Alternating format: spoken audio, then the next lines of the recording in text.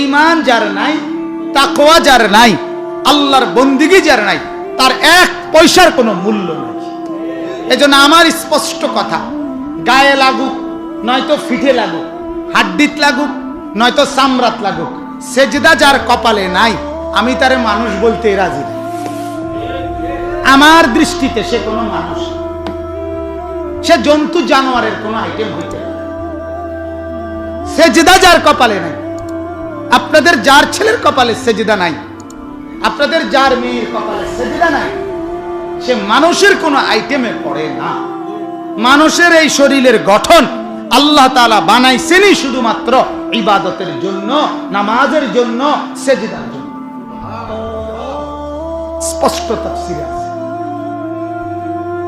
একটা মানুষ শুধু খাবার খাওয়ার জন্য কুকুরের মতো, গরুর মতো এরকম উফুর হইয়া মৃত্যু পর্যন্ত যদি জীবন পার করে তাহলেও খাওয়া সম্ভব।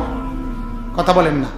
গরু খানার টাইমে সোজা হইয়া দাঁড়ায়নি, দাঁড়াইতে হয়নি, এমনি এই অবস্থায় থাইকা খাইতে পারেনি, এই অবস্থায় থাইকা ঘুমাইতে পারেনি। তাহলে তার আহার, তার নিদ্রা উভয় প্রয়োজন, তার সংসার, তার প্রজনন, তার পেশাব, তার পায়খানা, সব জরুরত এভাবে থাইকে কি হইতেছে? পূরণ হইতেছে। হইতেছে কিনা বলেন না? কিন্তু আল্লাহ তাআলা মানুষকে ইচ্ছা করিলে শুধু এক আইটেমে রাইখা খাওয়াইতে পারতেন।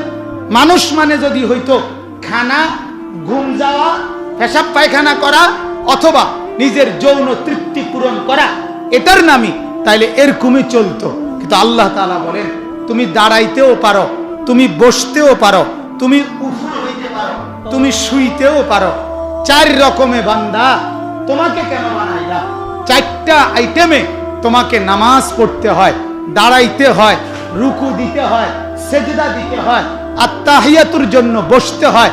যদি এই চারটা কাজ না থাকতো তাহলে আমি আল্লাহ এই আকৃতি দিয়ে তোমাকে বানাইতাম না। হয় কুকুর বানাইতাম, না শূকর বানাইতাম, না গরু বানাইতাম, না ছাগল বানাইতাম। তোমাকে মানুষ বানাইছি সেজদা করাবো বলে, তোমারে মানুষ বানাইছি রুকু করাবো বলে, তোমারে মানুষ বানাইছি আত্তাহিয়াতু পড়াবো বলে, তোমারে মানুষ বানাইছি তাকবীর আল্লাহু আকবারের নিয়ত বাঁধাবো বলে, সূরা ফাতিহা পড়াবো বলে। যদি এটাই উদ্দেশ্য না হয়, যদি এটাই হাসিল না হয়, তোর বানাইলাম কেন? হায় হায় মুসলমান, আপনাদের ঘরে ঘরে ছেলে নামাজ আপনারা মেনে নিছেন, আপনাদের ঘরে ঘরে মেয়ে নামাজ পড়ে, আপনারা এটা মাইনা গেছেন? মাইনা গেছে। স্ত্রী পর্দা করে না, মাইনা গেছে মুসলমান, এটা গায়ে সয়ে গেছে, এটা স্বীকার করে নিছে, ছাড়ব আর অসুবিধা।